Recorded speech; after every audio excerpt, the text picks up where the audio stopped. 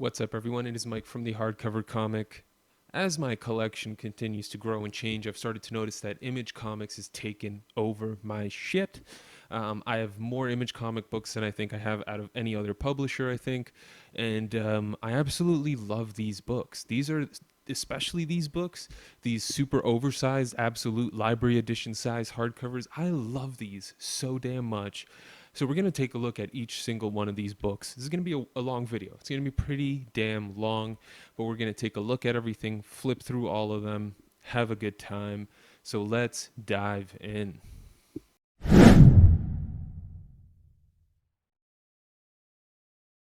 Before we start getting crazy, y'all, please be sure to subscribe if you haven't already. We post content daily, comics, hardcovers, live streams, all that fun stuff. Be sure to like the video as well. It really helps us out a lot. And comment down below. Let me know what you think about Image Comics, about their hardcovers, about other indie publishers and their hardcovers. Let us know. Let's start a conversation. We always love talking to people. Be sure to check out Dr. Squatch as well. They're an organic soap company with the link down in the description below. You'll get free shipping with your subscription. They have amazing scents like Irish cream and whiskey, Bow Chicka Wow Wow, all sorts of pines and different, IPAs and stuff. It's crazy. They got really cool scents, and it's a subscription service, so it'll come right to your door. Also, check out our Patreon. We're doing monthly hardcover comic giveaways. We give away digital codes as well for Marvel and DC Comics whenever we get them too, so there's always something fun going on there. There is a link down in the description below. Check it out. So before we get started and getting too crazy here, for those of you that are new to this whole hardcover game, maybe you've never seen these editions, you don't know what I mean by extra oversized or absolute or library edition sized. So there are certain comics released in an oversized format. So let's start from the beginning. The regular format, you've got a book like Southern Bastards. This is a standard size hardcover comic. This is the same size as a monthly floppy that comes out, and you can see in comparison here what that size difference is. It's quite significant. So you're getting a much larger page, you're getting much bigger artwork, and you're getting obviously a heavier and more a higher quality book. Now there are also deluxe editions which are slightly bigger than the regular standard size hardcover, and in comparison here you can still see it's still a pretty damn nice upgrade with these extra oversized hardcovers. I don't know what to call them because, like with Image, some of them are called deluxes, some are called complete collections, some are called the smorgasbord editions. So, it's all over the place. I'm not really sure what to call these, so I just call them extra oversized. And then I'll put that Southern Bastards up too, just for an extra comparison.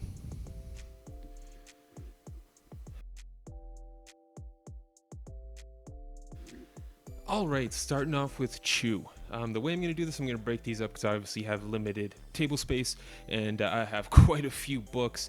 So starting off with Chew, we've got the 3 smorgasbord editions. The series by John Layman, Rob Guillory. I remember this was a few issues in when I started getting back into comics and I was getting into Image and stuff with like East of West and Saga. Did get deluxe editions as well. They called those the Omnivore editions. There were 4 of those, I believe. And then we got these beautiful smorgasbord editions. There were also signed and numbered editions that were a little more expensive. These are still fairly expensive. I mean, they come in a nice slipcase. So here, volume 3, I took the book out as well. Take a look at that. You get a ribbon bookmark. We'll of course open these up and take a closer look at the artwork and what it looks like, the bonus content, all that fun jazz. So you get 3 books here, and honestly, collect 60 issues. You're getting 20 issues per book. Chew is a fantastic series. It's one of the most creative comic series in my opinion. It's one of the most unique comic series in my opinion. It's a universe where people are chibopaths, and what that means is when they consume food, they have, or maybe not consume food, but when they interact with food in their own unique way, they have unique talents and abilities. So like our main character, Tony Chew, he is a detective, and he's a chibopath. Whatever he eats, he can sort of see the origin story of that living being, right? So if he's eating or organism, right? So if he's eating a cow, if he's eating a burger, he knows where the cow came from, how it was killed, how it was fed, how it was born, all of that, right? So and that goes as well for like I'm pretty sure, it's been a while since I've read the series, so forgive me if I'm wrong, but I think it's the same for any food that he eats. he sort of sees, all these memories, if you will, of what happened to that organism throughout its lifespan. I highly recommend checking this out. It's, again, very different. There is a lot of action. There's great, fantastic, cartoony violence because Rob Guillory is a fantastic artist. For those of you that have read Chew and haven't heard the news yet, there is a new series coming out called Chew, spelled CHU this time though. And I think it has to do with Tony's sister. I forget exactly what the plot is, but that's going to be coming. John Layman is writing it, but it's a different artist. I forget the gentleman or lady's name. I apologize. Maybe I'll get it on the screen here. But so no return of Rob Guillory, which is unfortunate because his artwork adds such a huge element of fun to the series. And since we're talking about the artwork, let's take a look at volumes 1 and 2. We'll stay out of 3 to avoid spoilers, but let's take a look at volume 1 and 2 and the artwork within. Volumes 1 and 2 of Chew, out of the slipcase, give you sort of a feel for the design here. The fronts are all pretty much the same on all 3 volumes, just obviously different poses of Tony Chew with various things happening in the background. On the back, you get like a body part with a little bit of blood, and the same thing, sort of these montage cells. It's really cool. It's a nice design. I really like it. The books are really, really solid too. I mean, they're hefty, they're heavy, they're just great. They're well put together. So, sorry guys, I'm moving all the wrong books out of the wrong way. They do also have ribbon bookmarks as well. Let me see if I can pull this one out here. But we're going to take a look at some of Rob Guillory's artwork, a little bit of the bonus content as well, because I know quite a few other channels have spoken about this book. Sorry guys, I'm struggling to get the bookmark out of here. There it is. You do get this thing. So that's cool. Lets you know where you are in the book. The binding's a little tight on these bad boys, so it does, while it does lay open, it lays flat. You get a little bit of gutter loss too. It's really solidly put together binding though, so there is that. It's just a little tough to read. You're gonna have to sort of force the book open a little bit, but the art style is awesome. It's a combination, of course, of the pencils, the sequencing, and the colors and the inking as well. It's all working so beautifully in unison. I forget who does the colors. Well, let me just flip to the front here, try and see. Oh, it's all Rob Guillory. It's all Rob Guillory. Dude is a major talent. He is now currently writing and drawing Farmhand, another Image comic series that I actually did a video on because I love Rob Guillory and I wanted to check out his series. It's fantastic too. I like Chew more, but Farmhand is a wonderful series. So as you get to see the artwork here, it's stylized. It's got sort of a Cartoon Network, Adult Swim feel to it. I really love this artwork. I think it deserves to be in an oversized hardcover format. I got it this way because I love the artwork so much. They do really funny things, like you may have noticed this page multiple times at this point. I hope you've noticed that this page has been different a couple times too. So they do reuse stuff, all in humor, of course. It's really awesome. It's really well done. They play, everything's very much on the nose. There's a lot of great food humor. There's a lot of just great humor in general. I'm gonna see if I can find a Poyo 2-page spread, because Poyo is one of the funniest and coolest things about this book, man.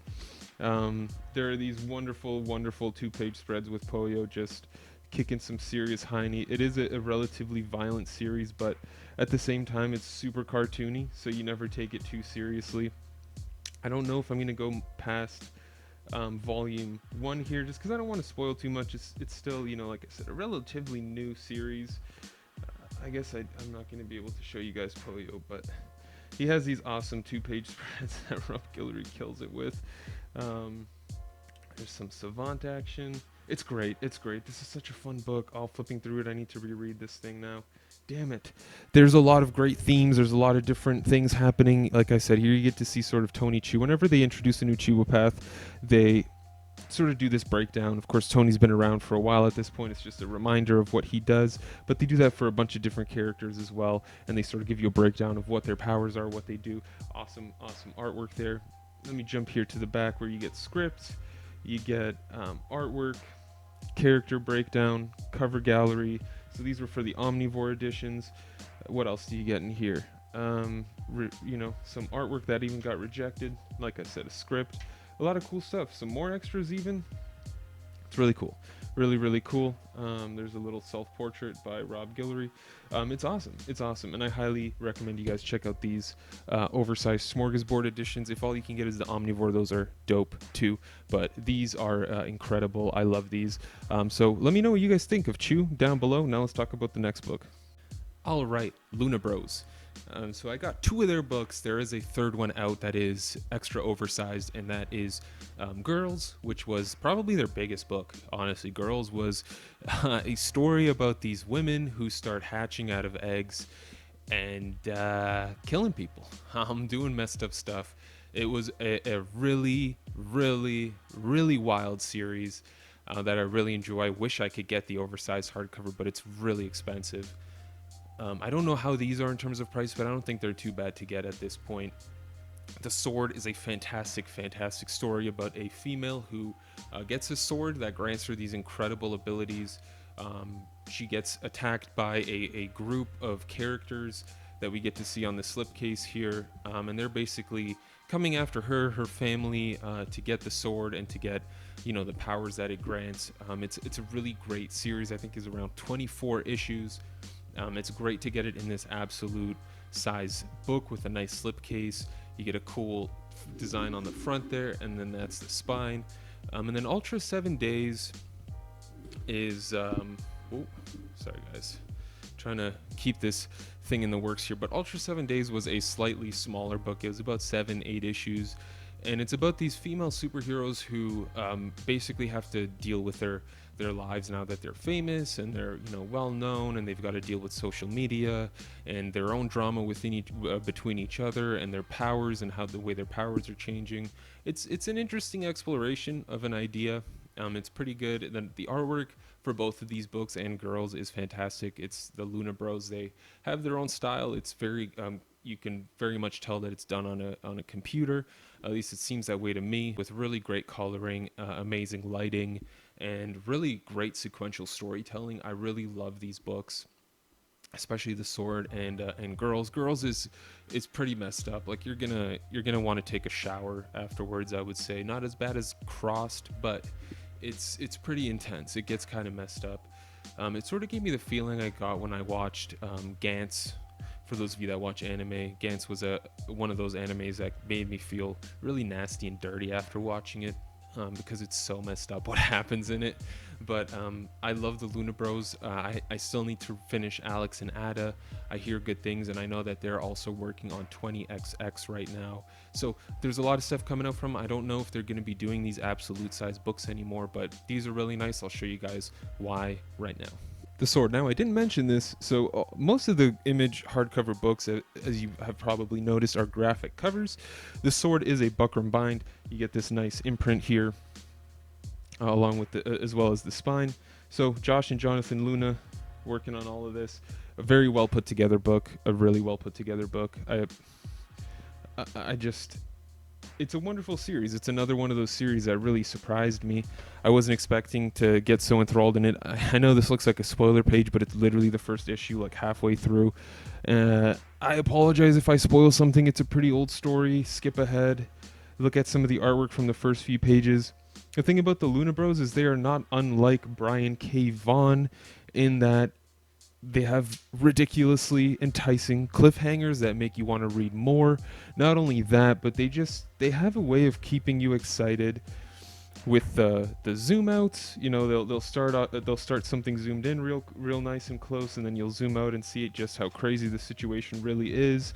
These last damn it, this book does not want to stay open, as you guys can see. So we're getting a little demonstration of the binding here. Mike's getting a little frustrated. Yeah.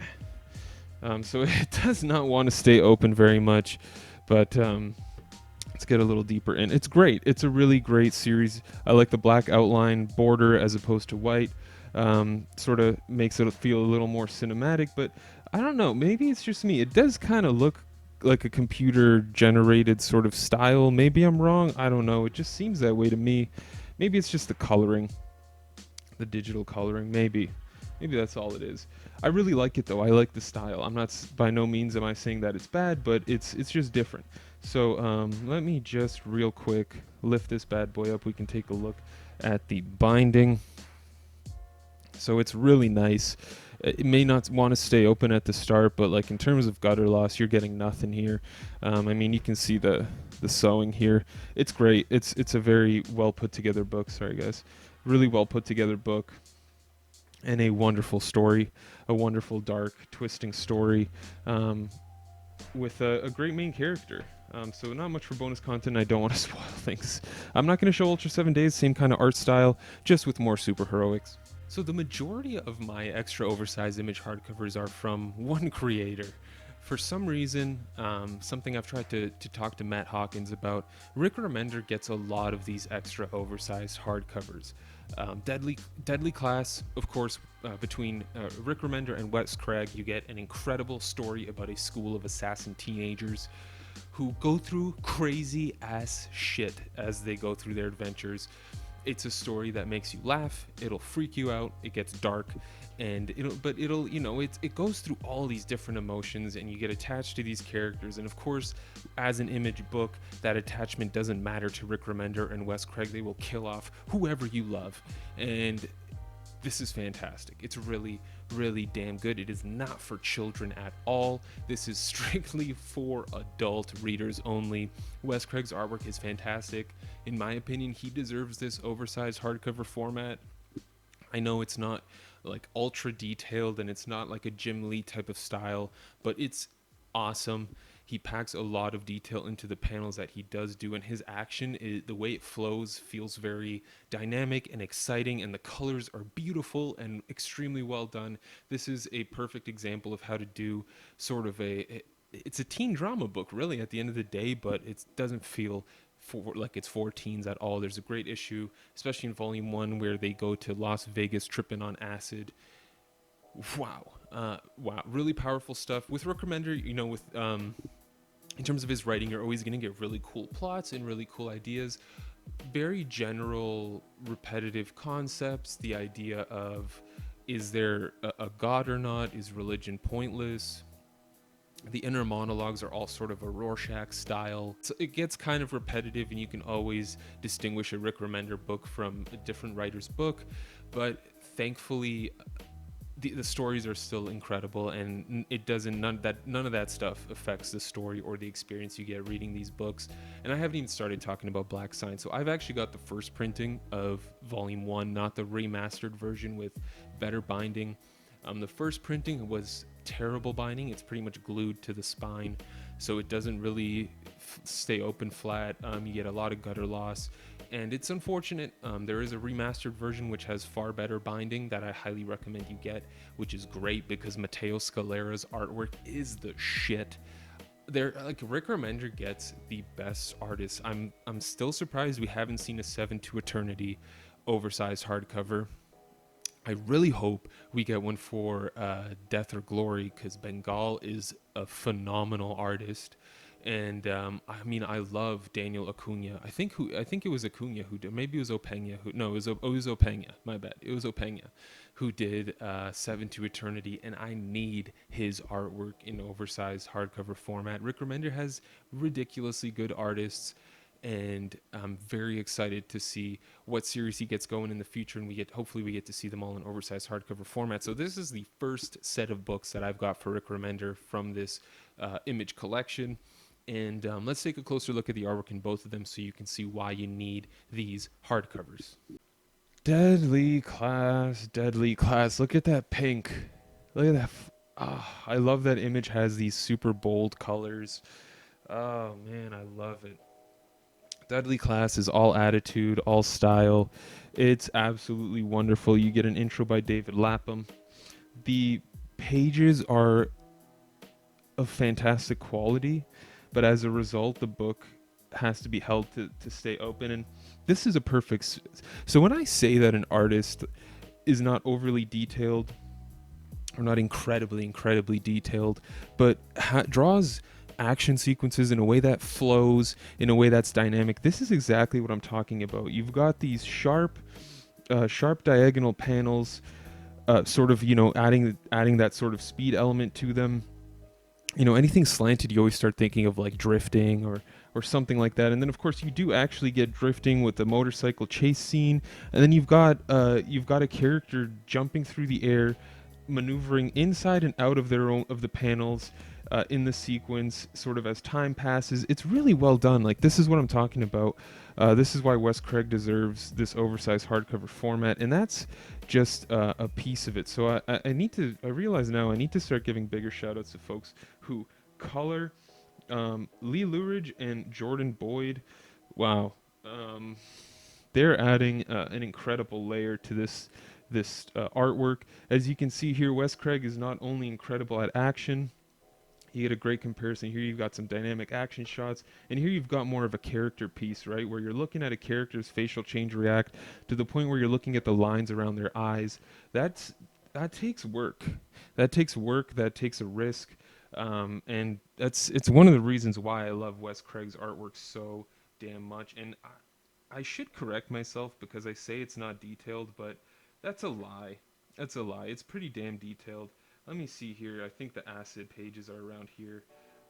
These are just wonderful. I love the colors. They pop. Oh, it's so good. Yeah, so they have a whole bunch of acid here, and they decide to go to Vegas. It's so good. It's so good. And this is the kind of stuff you can get away with in Image Comics. Oh, I love this series so much. But now we're sort of in the midway point. So let's take a look at the binding here. Sorry, guys. Let me try and get it better. There you go. You can see sort of my binding paper, whatever it's called, is coming apart.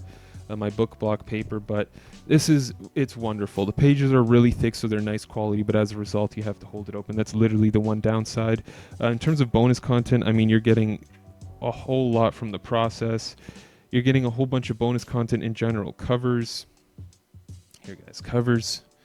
Flip through some of these because they're great. I remember I got this Canadian variant.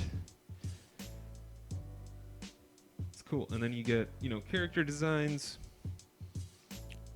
cover, concept, paneling.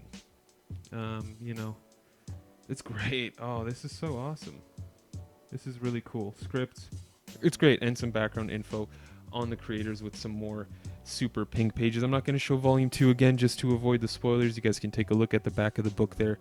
Let's keep moving on. Black Science. Let's talk about Black Science. Now, I hope you guys can forgive me for these slight spoilers coming up ahead. I have to look at volume 2 because volume 1 is a joke. The binding is ridiculous, and there's no point in even showing that because I'm going to have to hold it open. Another great set of nicely colored bookends. I think that, whatever. Bookend pages. Very nice. Again, thick paper, so you do have to hold it open, but it's very nice quality. The artwork looks tremendous on it. The coloring looks splendid as well. Let's see who does the coloring here. It is Moreno Denicio, who is extremely talented as well. I love this coloring. Oh, it's so good. It's so good. Matteo Scalera's artwork is fantastic. He draws a very recognizable pointy nose. And of course, with Black Science, you're getting dimension hopping. That's, risky stuff. You never know with a Rick Remender book, man. When you flip the page, what you're going to see.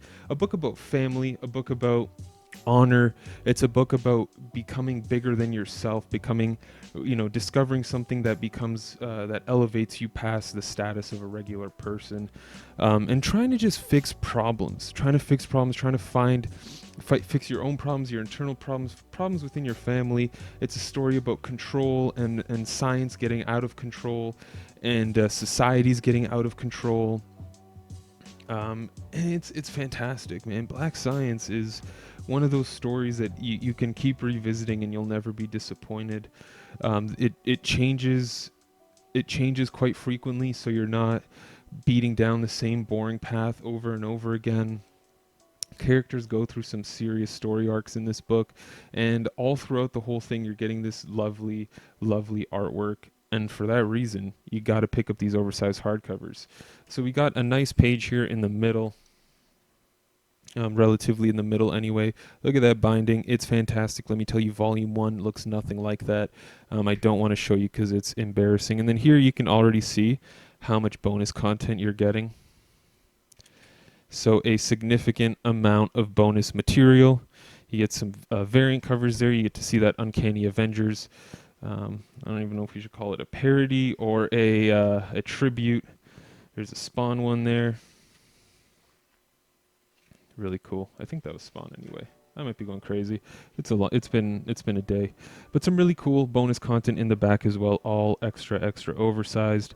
It's wonderful. It's wonderful. Let's keep moving on to the next book. And so the last 5 books that I've got here are Tokyo Ghost, Last Days of American Crime, The Goddamned Volume 1, and Beowulf. Fantastic stories, all of them. The Goddamned, the only problem is we had to wait years to get part 2, which is coming now from Image Comics. Of course, well, now. It was supposed to be now, but of course getting delayed by the COVID situation. Volume 2, Virgin Brides, same creative team, Jason Aaron, Armguera. Really fun series. It's about Cain from, the Bible. Might have heard of him. And it's sort of about his adventures in his era of life, sort of just walking through creation and killing a whole bunch of people. There are wieners all over the place here, so this is definitely not for kids, but it's a fun ride. It's a dark look at humanity. Really good artwork. I love Armguera's artwork, and it actually looks really great in this oversized format. It's always been a little gritty, his style, but it worked really well in this format, so I'm very happy about that. Beowulf.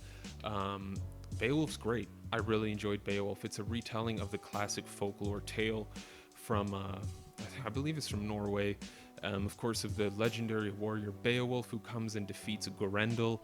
There are 3 chapters here. You've got a story about Grendel's mother, and then a third dragon I don't want to spoil, a third monster I don't want to spoil. In case you haven't read it, it's a fantastic epic tale. Santiago, I forget his last name, who wrote it, did a great job, and then David Rubin elevated it all with his great artwork.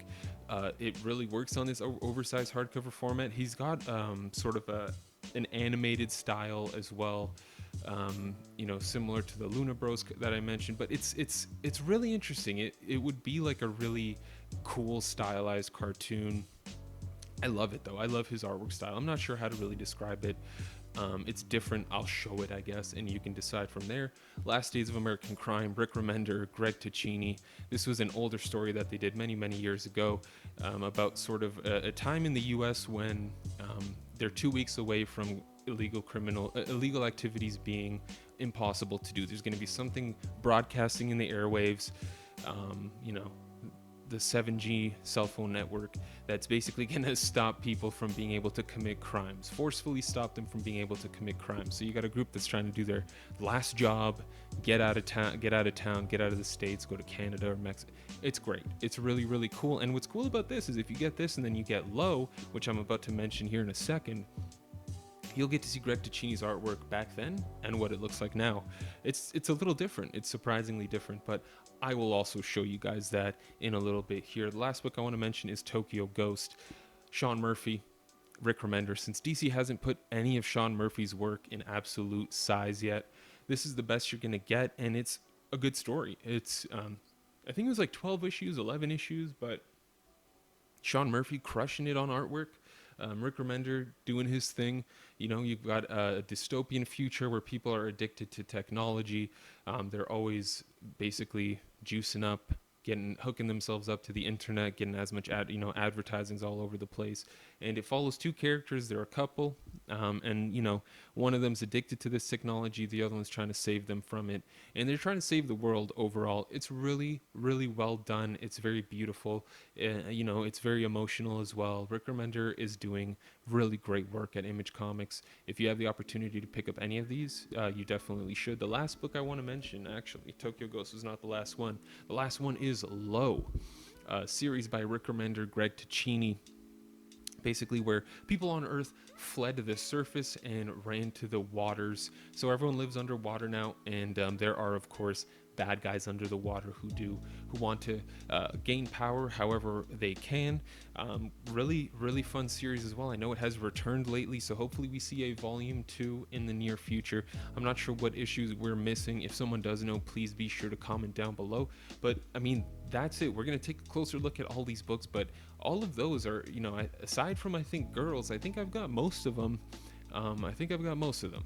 Let me know if any books that I may have missed, but let's take a closer look at all of these, flip through them a little bit, and show off the artwork.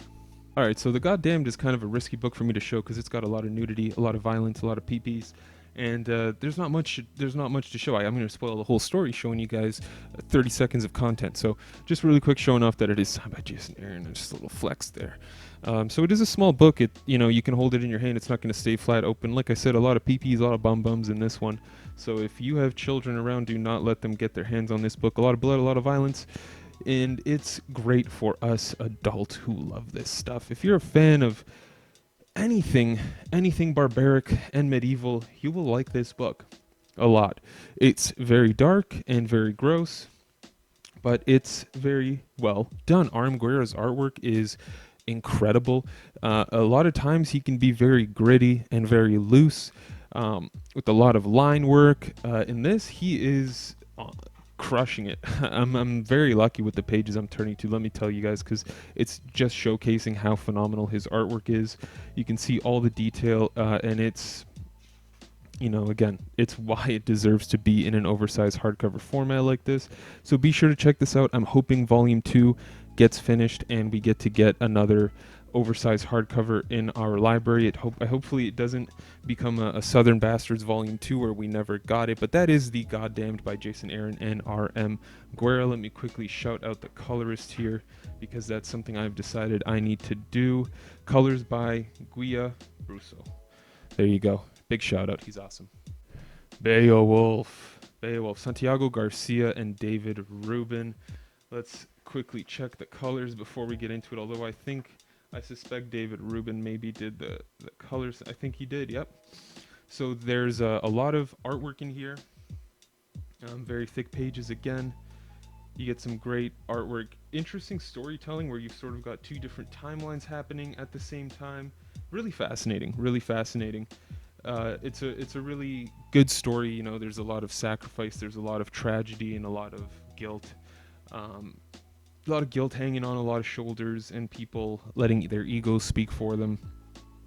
But it's at the end of the day, it's a great little action title about, once again, do you just want to be a person who gave up, or do you want to be a legend? Do you want to do what no one has been able to do before? Put yourself up to the challenge. It's great.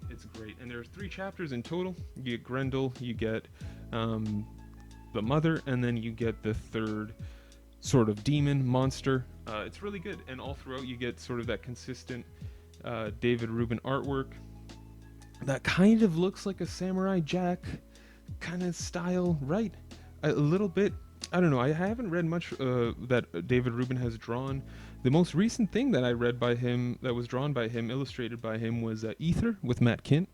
That was at Dark Horse actually. But yeah, I like his art style, and he's good at these 2-page spreads, these big action shots as well. It's really, really cool.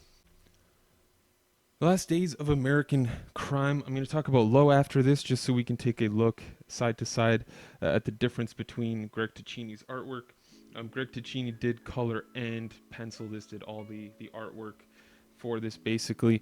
I'm also hoping I don't turn to a risky page here, but you can see Greg Ticini's style is kind of, it's a little kind of dirty. It's a little loose with the line work as well. Very, very painted aesthetic to it, but great. I enjoy it. I think it works better for a series like Low, and it's a little tough sometimes. It's good, honestly, it's good for any independent title. It gets a little tough when we're talking about stuff like I can't imagine a Batman title with this artwork, or X-Men, or you know what I mean? Like, it's sort of this kind of story. I don't know. I guess I don't know why. I've just got my weird ways about me, but the binding's pretty rough on this. I mean, you're probably gonna have to hold it open and just read it like that, because it's pretty tight. There's a lot of action, a lot of violence in this, but Greg Ticini's artwork is solid. I'm not as big a fan of it in this as I am in Low, because it gets a little mucky once in a while. It gets a little dirty in this series, and it's a little tough to tell what's happening. The faces get a little crazy too, but that's just me. I'm sure a lot of people love this artwork. It's better than anything I could draw, let me tell you. We flash forward a little bit, and we've got Remender and Ticini coming back to us again. Looks like Ticini did everything with Dave McKeag helping out on colors in the latter half of this book. I guess there's a little nudity, but Greg Ticini does not draw nipples, so we are okay. But like a really nice 2-page, one and a half page spread there. Overall, I think Greg Ticini's artwork has come quite a bit since the last days of American Crime. In Low, it's wonderful. I don't have as many issues trying to understand what's happening. Really, it's the story, in my opinion. I think that drags this title down a little bit. It's a bit, it feel like Rick Remender keeps pushing his ideas, and the sort of, some of them are a little repetitive, but he keeps pushing them further and further towards the edge, and it's getting slightly repetitive, but that's all right. I'm still really enjoying his plots. They're a great exploration of humanity when you're at your lowest point, and what people would do or could do if they put their mind to it. Both good and bad things, right? Not necessarily just good ones, but hopefully we get a volume 2 for this. I haven't read the continuation, the new issues that have come out, but I'm very much looking forward to reading more Low. There's a look at that. Let me know what you guys think of the books we've looked at so far. We've got one more left, Tokyo Ghost. Let's grab it now. Tokyo Ghost, Sean Murphy, the complete edition.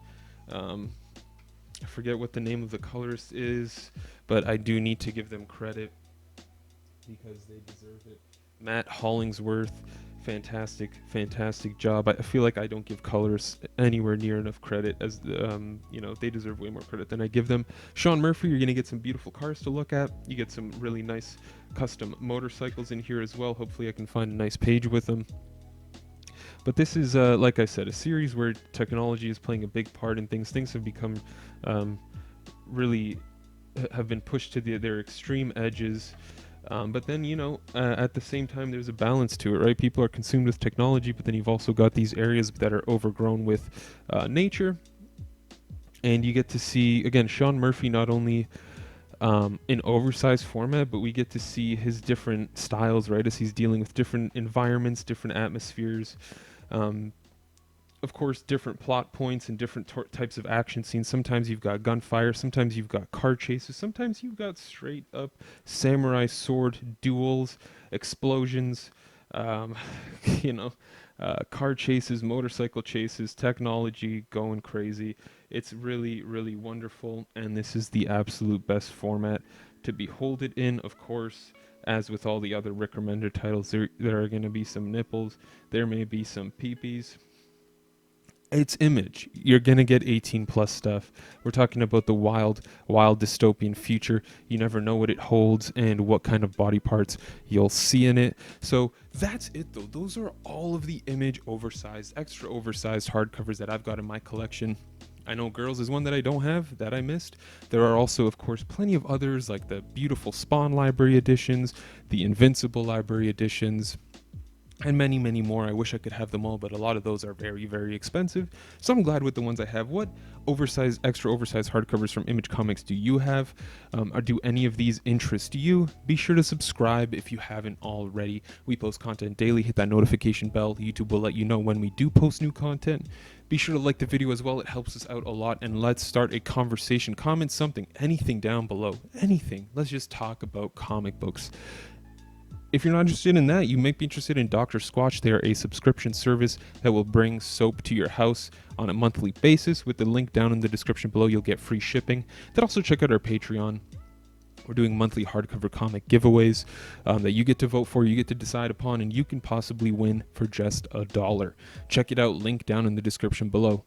Thank you all very much. This is Mike from the Hardcover Comic. Until next time, as always, you stay classy, Internet.